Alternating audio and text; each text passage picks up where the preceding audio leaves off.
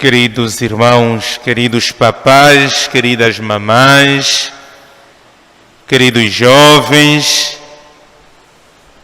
queridas irmãs religiosas, consagradas, encontramos-nos hoje, quarta-feira, como dissemos no princípio, para podermos rezar este dia que é fundamentalmente dedicado à família a nível da nossa paróquia do Carmo.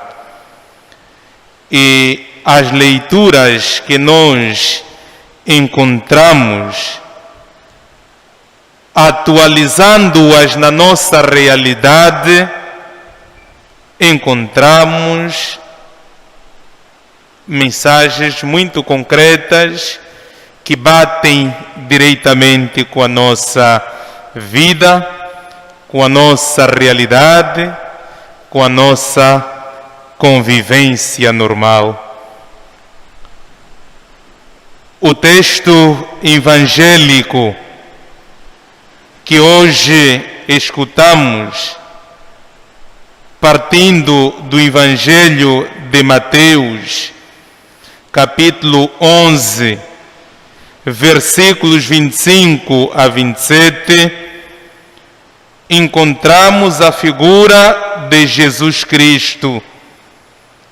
Jesus que louva, Jesus que dá graças ao Pai por atuar de modo tão diferente da lógica humana. A maneira como Deus atua, tentando fazer comparação com a lógica humana, com a maneira como nós homens devíamos atuar, é totalmente diferente. Então, a tal diferença da lógica humana, aquela que exalta o poder e a força em qualquer âmbito da existência. Nós sabemos, dentro da lógica humana, o poder e a força acabam tendo muito peso. Aquele que é chefe tem poder, este parece estar capacitado para poder atropelar todo aquele que puder encontrar, e aquele que é atropelado, mesmo na sua razão, ainda deve pedir desculpas, porque o que lhe atropelou é chefe. Nós encontramos isso na nossa convivência normal. Aquele que tem força diante daquele que parece frágil, o fragilizado tem sempre a tendência de pedir desculpas, mesmo tendo razão. Por quê?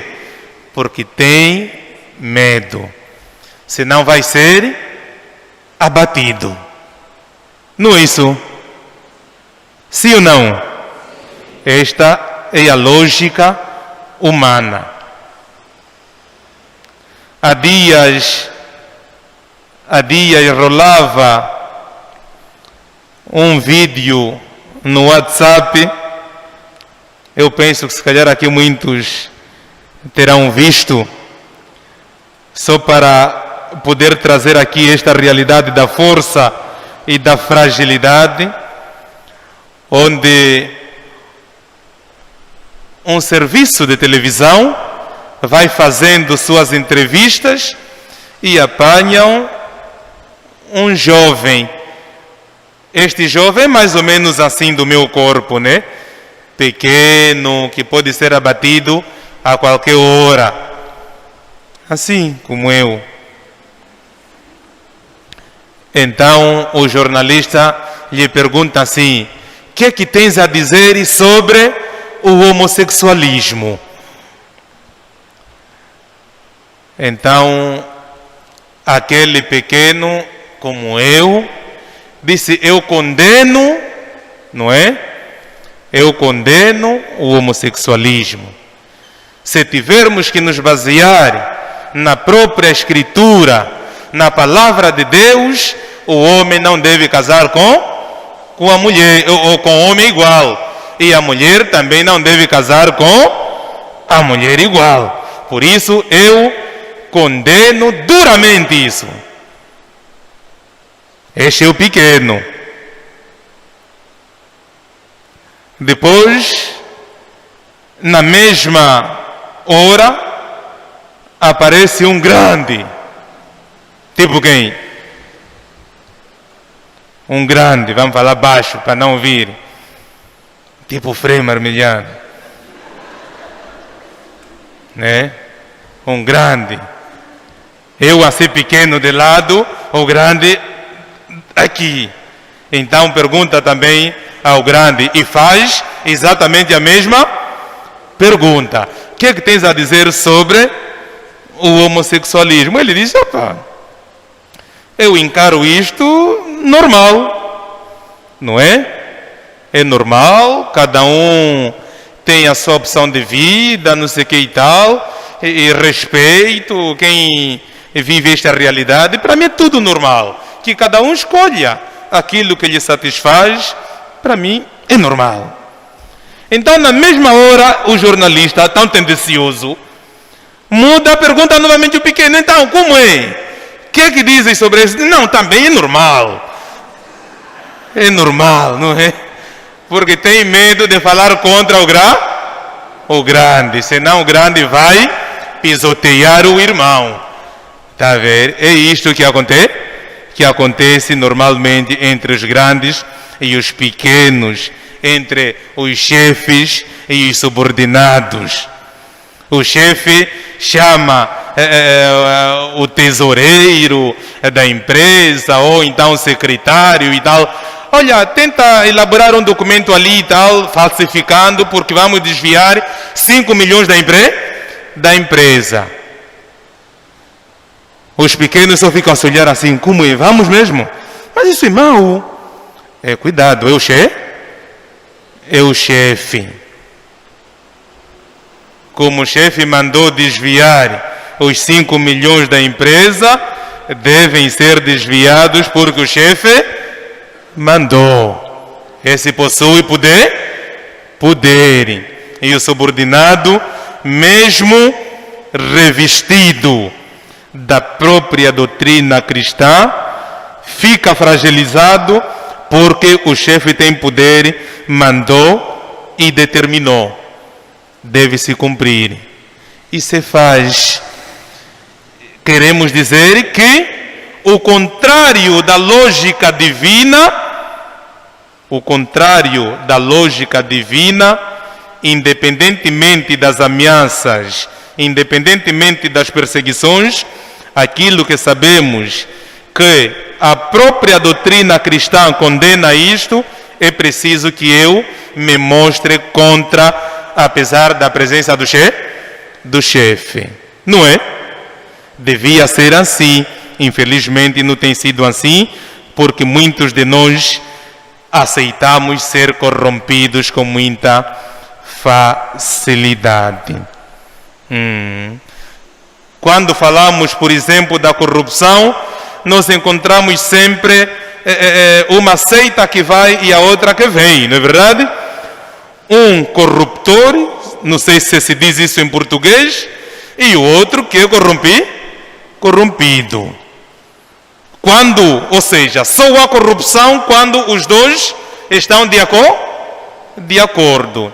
Se um estiver contra, a corrupção não passa. Então, nós continuamos rezando para que tenhamos sempre um contra a discutir para o bem da maioria. Aí encontramos justiça. Aquilo que eu dizia a vez passada, muitos de nós somos cristãos, infelizmente estamos sempre de acordo com certas injustiças. Ao estarmos sempre de acordo com certas injustiças, estamos a ferir a nossa fé. Estamos contra o nome de Cristo, o nome de cristãos que publicamente assumimos.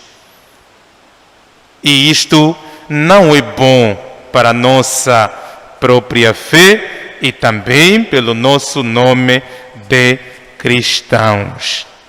Então, Jesus verifica que são os pequeninos, os fracos, não é? Os fracos, como eu, fraco, está vendo? Que beneficiam da revelação do Pai, da revelação de Deus. Deus se revela naqueles que muitos de nós desprezamos. Deus se revela aos fracos, se revela aos pequeninos, se revela aos pobres, se revela aos marginalizados, se revela a muita gente que passa diversas privacidades. Muitas das vezes, nós que nos batemos no peito de que somos cristãos, é que procuramos ofuscar de um certo modo a nossa visão para não podermos descobrir a presença de Cristo a partir dos nossos irmãos. Está claro? Oi, irmão, está claro? Ok. Algumas coisas não são boas. O vosso irmão está mesmo a falar, vos pergunta, vocês bem calados. Isso não é bom. Tipo que este vosso irmão é fofoqueiro. Mas isso não é bom. Pois, vejam só. A revelação da paternidade divina, de que Deus é Pai, sobretudo de Jesus, e por meio de Jesus, como sabemos, o Pai dos crentes, o único fundamento da presença de Jesus, como sabemos, é Deus, e é o Espírito Santo que torna presente a figura de Jesus Cristo na nossa vida. Para podermos descobri-lo, é preciso que o Espírito Santo se torne cada vez mais atuante e atual na nossa vida. Só assim podemos descobrir a presença de Jesus. Quer dizer que o Espírito Santo não é alguém que deve ser colocado de fora durante ou diante dos nossos projetos. Os nossos projetos todos, a nossa própria inteligência, a nossa maneira de pensar, a nossa maneira de falar, deve sempre aparecer acompanhada pelo Espírito Santo. Para quê? Para não ferirmos os outros. Por quê? Ou para quê? Para não fofocarmos. Para não sermos gente de desordem. Para não sermos gentes que causam divisão. Falamos aqui que dentro de certas famílias encontramos muitos problemas. O pai ou os pais que falam para os filhos, parece que os filhos não querem ouvir os pais. Os filhos consideram os pais parecem caducos. E os pais acham que os filhos foram totalmente desviados para o mal, porque não têm capacidade de ouvir os pais. E ali encontramos as guerras dentro de casa. O filho que acha que deve sair de casa, mesmo não tendo a idade própria. O filho que acha que deve chegar em casa às 23 horas ou 0 horas, para ele é normal. Outro ainda é aquele que se calhar o pai viu, este filho é adulto, posso dar-lhe a chave de casa de modo a entrar a hora que quiser, porque confia na responsabilidade e maturidade deste filho. Infelizmente este filho não usa desta liberdade que lhe é dada com responsabilidade, usa esta liberdade em forma de libertinagem. Como tem as chaves na mão, chega em casa quando e como quiser e com quem quiser, dentro da casa dos pais. Então encontramos muitos, mas muitos problemas. Ainda encontramos irmãos que não se falam. Mas por que não se falam? Porque o pai foi rico e enquanto rico deixou as coisas, sei lá e tal, não foi a tempo de fazer um testamento, infelizmente partiu para a casa do pai. Não conseguiu dividir os bens que ele teve. O filho que acha que foi muito mais próximo do pai, é ele que apanha as coisas, é ele que gere, sem contar com os outros irmãos. Então ali os problemas começam, lutam, outros levam-se ao tribunal, não sei o que e tal. Filhos de mesmo pai e mesma mãe. Também encontramos problemas onde o pai é daqueles que fez filhos no Kazenga, fez filhos na Mutamba, fez filhos na Viana, depois fez filhos no Rocha e fez também na Funda.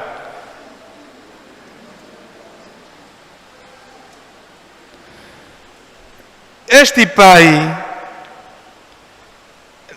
na sua fase de vivência, eu, muito sinceramente, a não ser que os papais que estão aqui depois me chamem a atenção para dizer assim: "Oh padre, você não tem filhos, fala à toa." Eu não sei se esse papai, com filhos assim, em todos os bairros de Luanda, se ele consegue educar bem os filhos. Depois, quais são os problemas que encontramos? Filhos delinquentes, não sei o que e tal, porque o pai não teve uma linha de educação para os seus filhos. Depois esse filho cresce, tem o azar de estar preso, fica aí na cadeia, começa a criar revolta com o pai. Então, aqueles pais jovens que ainda não cometeram esse tipo de... seria bom que não fizessem. De certeza, os papais que já fizeram isso, já se confessaram, já pediram perdão a Deus. Os que partiram para a casa do pai também já partiram. Os que estão conosco já se converteram de verdade e de certeza alguns estão aqui. Aqueles que ainda não estão nesse caminho, é bom aprender com os erros dos outros. E o pai que cometeu isso é fazer os possíveis de reunir os filhos, de modo que os filhos tenham uma linha pedagógica adquirida do pai. Sabem que o nosso pai é cristão, a nossa mãe é cristã, a linha editorial da nossa educação é esta. Quando os filhos só crescem à toa, estão a entender? Crescem à toa. Os pais também engravidam à toa. E as mães também aceitam ser engravidadas à toa.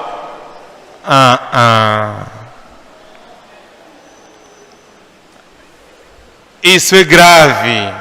Estão a entender, não é? Ô irmãos, estão a entender? Então, estão a perguntar, estão calados, estão a entender? Sim. Esses problemas são concretos e sérios. E ainda podemos correr o risco de encontrar na nossa comunidade homens do tipo assim.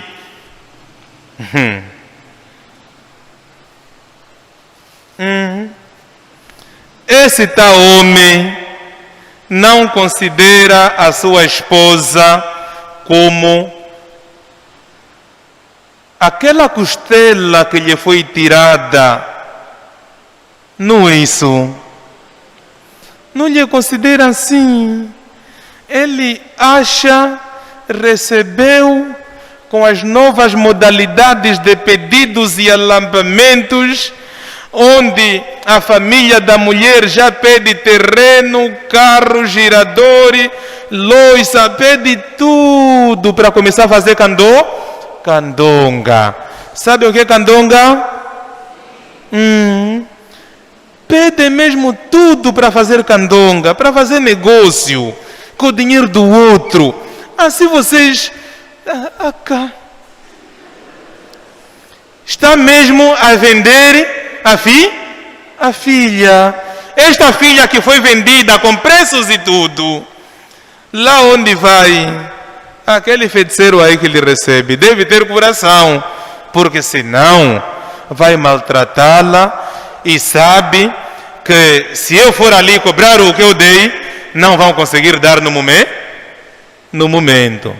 E começa a maltratar a miúda, coitada.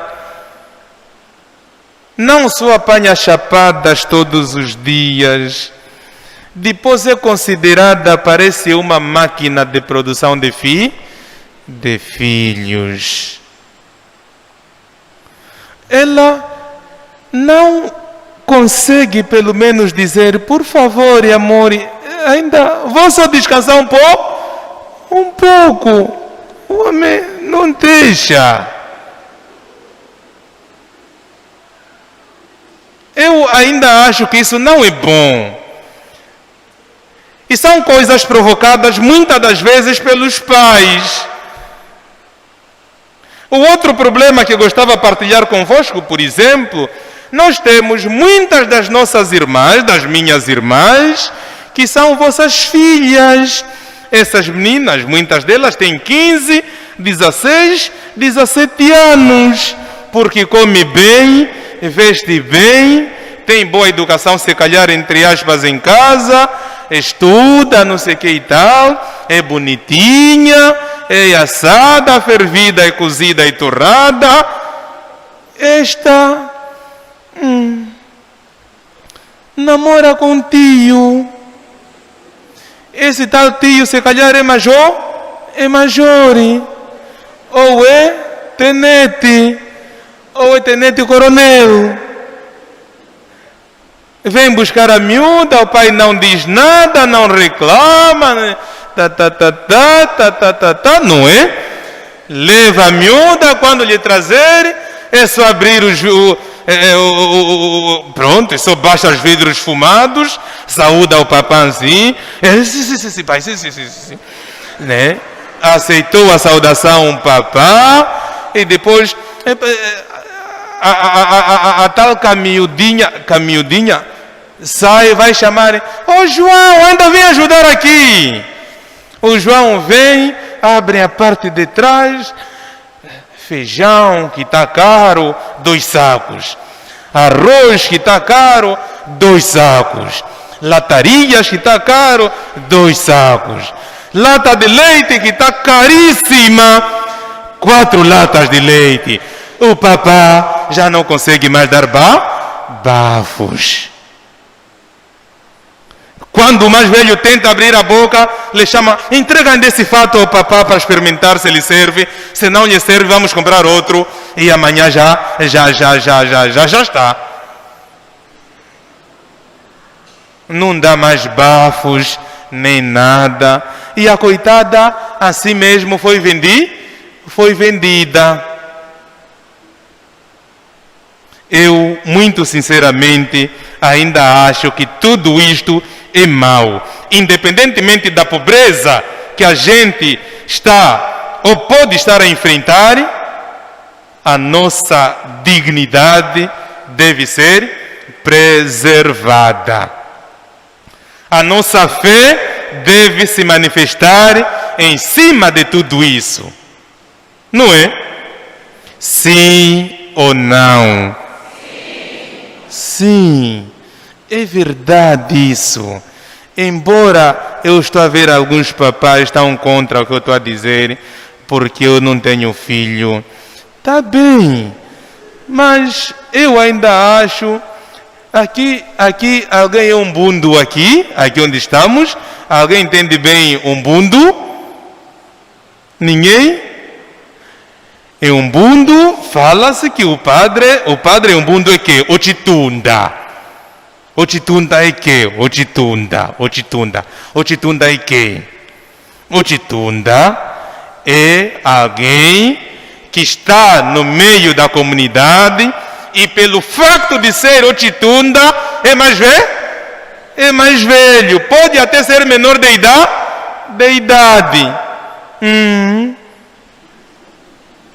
Então, o padre é pai de todos. Esta é a grande vantagem. É pai de todos. Não é pai só de um ou de três. É pai de todos. A maneira que o padre deve tratar a todos deve ser a única. Ao passo que o pai biológico, a maneira como trata os seus 3 filhos, não é a mesma que trata o filho do seu primo. Já é diferente.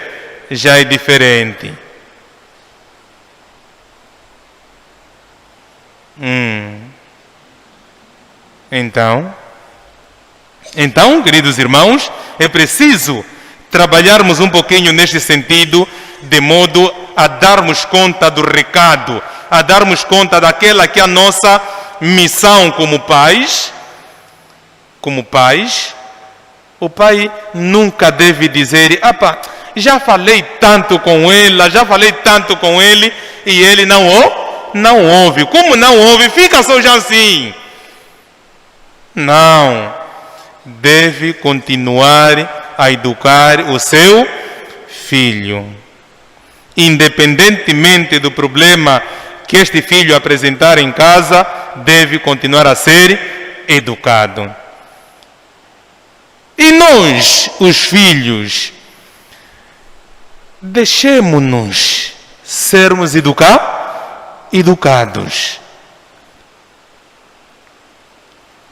O filho deve ser como a massa, não massa de comer, aquela massa de areia ou de cimento, né? Para poder fazer blocos ou adobes. Está ali a forma, coloca-se a massa, quando tirar a forma, está tudo direitinho, não é verdade? O filho, dentro de casa dos pais, está numa forma e deve sair bem direitinho da casa dos pais. Quando um filho sai da casa dos pais deformado, é um filho que não vai valer para nada na sociedade. Se não vale para o pai dentro de casa, então não valerá no serviço, não valerá na empresa onde estiver, não valerá na igreja e não valerá para a própria sociedade. É preciso que o filho seja formatado de melhor maneira possível, de modo que seja útil em casa como fora. Nós temos encontrado alguns que vêm assim: se um padre pede só nas irmãs para mim enviar lá minha filha, porque não estamos a lhe conseguir. Eu já acá, assim mesmo, esta coitada que vocês não estão conseguindo, fez o quê? O padre, esta é cúculo, cúculo, cúculo, cúculo, cúculo, cúculo, cúculo. Não ouve. Estão a ouvir? Estão a entender? Essa criança não ouve, é malandra. Quer chegar em casa quando e como quiser. Mesmo com as portas fechadas ainda consegue entrar. Depois agora com os Facebook, não sei o que e tal. Está não sei o que. 23 horas entra no quarto dela, está sempre... aquilo é quê? Aquilo é quê? É quê? Não estou a entender. Piocotar? Ligar? Ok, fica só assim mesmo. Eu não ouvi, mas fica só assim mesmo. Pois, fica só assim ela. Está a ver? A noite toda. De manhã não consegue se libertar da cama para fazer algum trabalho em casa. Desperta às 10. Esta menina que desperta às 10, eu não sei como está a começar a ser preparada para ser esposa de alguém. Depois, se casar com um pobre, assim mesmo pobre como eu, fica como? Unhas bem compridas até aqui, fica tipo feiticeira, depois não consegue cozinhar, não consegue não sei o que tal, não consegue não sei o que, como é que fica? Ah não, empregada, eu já... Oh amor, não temos dinheiro para pagar a empregada. Você deve cozinhar. Não é isso? Sim, caso contrário, eu te ajudo aos sábados e domingos. Mas você cozinha só já todos os dias. O divórcio aí mesmo vem.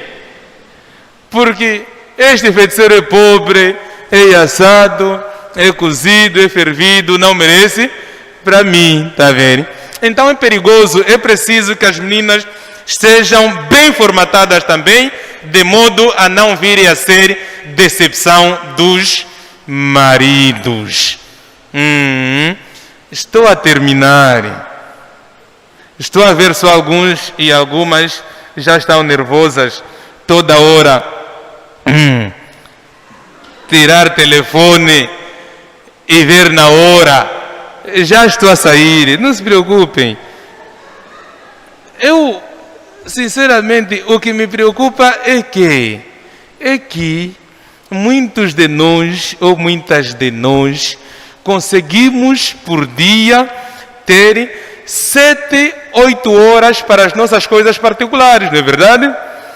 Agora mesmo, tirar só 1 hora ou 2 horas para Deus, assim mesmo, onde é que está a maldade? Ok, está bem, assim seja.